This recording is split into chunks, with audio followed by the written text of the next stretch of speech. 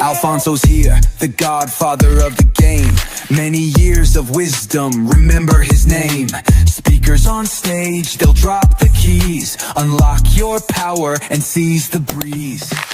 Okay, so we're in the neighborhood, and I don't know, we're just exploring other opportunities that we bought and sold during the years. And we're like, you know what, let's just take a little drive up here down memory lane.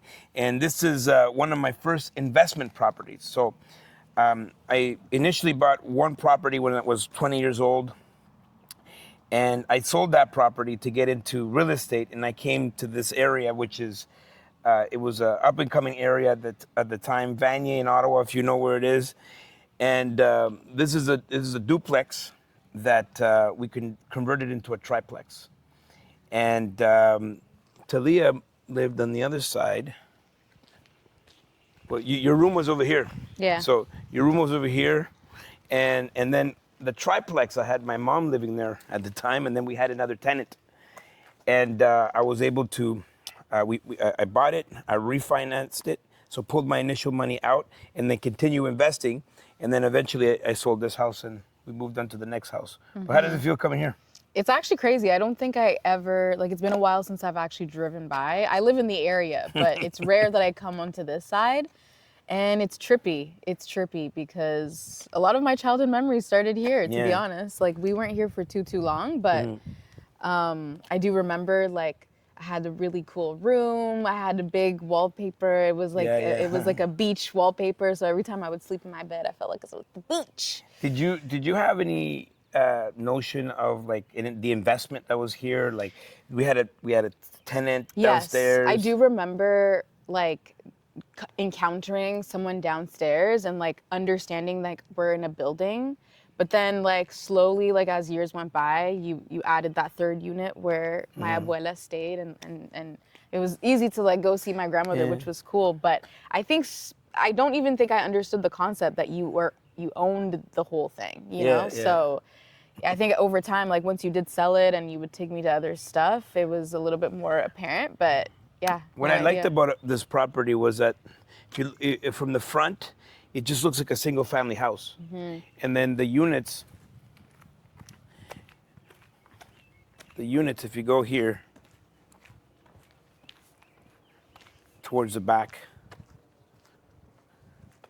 then you have separate entrance. So you have two entrances of two units in the back. All the way down.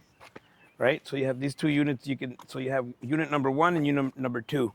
So from the front, it feels like you're going into your own separate house. But then you have also the units in the back have their own separate parking. So you have your own separate parking, 2-car garage at the front, and then you have 2 other units that pay for the property. My name is Alfonso Cuadra. They call me the godfather of real estate. I've been in business for over 30 years, in real estate over 26 years. I built a multi-million-dollar portfolio. And now I'm going across North America, talking to people and signing checks. I'm looking for deals because I'm building a $1 billion portfolio.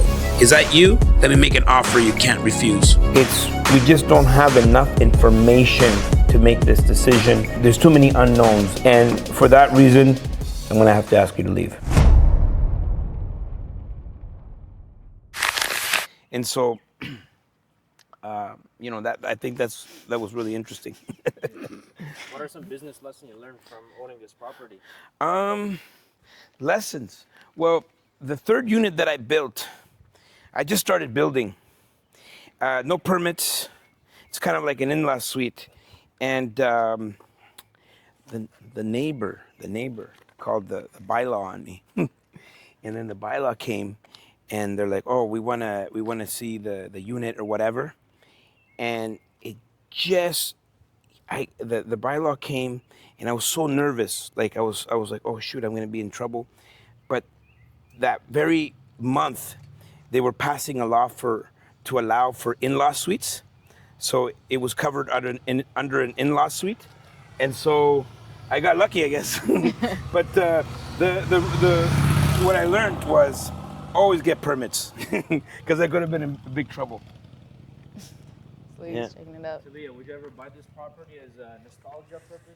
Honestly, yeah. I've been in the boardroom many times, and I've pitched myself many times for even deals that we still have today. But that's one thing that, you know, things take time. Things take time. And to be honest, at this point, I think the only thing that would make sense for me if I were to buy it today is if I were to live in it. Yeah, this is a great Yeah. owner occupied. Yeah. Because you have 4 bedrooms. The house, like the main unit, is 4 bedrooms, Yeah. and then you have two other units that are paying rent. So you're living essentially for free. I bought it for just under $200K. Guess how much I sold it for? 350. $420,000. Just a few years later. And so basically we took that and we put it into the next deal, and we were doing a lot of house hopping at that time. We were moving in, adding value, and going to the next deal, going to the next deal.